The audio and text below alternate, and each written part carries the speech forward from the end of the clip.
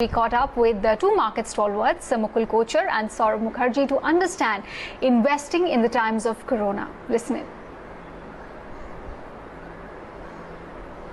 in. You know, we've been trying to stay on top of all that's happening, and the fact that there's continuing uncertainty. I mean, we heard from the Prime Minister, still no clarity as to any kind of fiscal plan coming in, and as expected, an extension of the lockdown.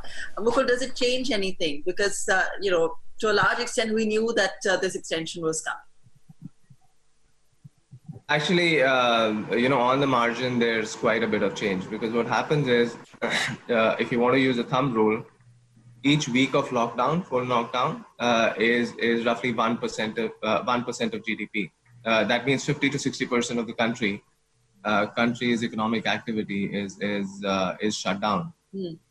So now, if you do the math, we are probably going to be negative GDP for this year. And in per fact, se, that is okay. Yeah. In fact, the IMF has come out with some really, really bad predictions for global recession and depression. I saw the WEO outlook for India. It was still positive, but post yesterday's announcement, I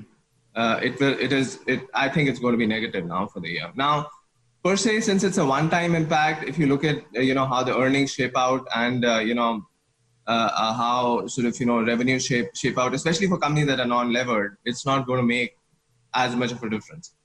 But it has other implications for the economy. So earlier we were expecting that the fiscal deficit goes to 5.7%. Yeah. An additional funding requirement of roughly 5 lakh crores from markets. This goes up substantially now. And this is where, the focus is going to shift to for the government. How do you sort of manage the borrowing program of the government while keeping the money market stable? And, this is something to really watch out for. And one reason why we're cautious on NBFCs in this environment, any NBFC actually, because through the year we expect a fair amount of volatility, at least in the money market. So it has implications. I mean, overall, it's still a one-time event. Once India gets it under control, you'll expect a slightly better outcome, but that seems a little far away right now. Saurabh, I was reading a comment somewhere this morning saying, is this government going to come out with a plan once the lockdown is over?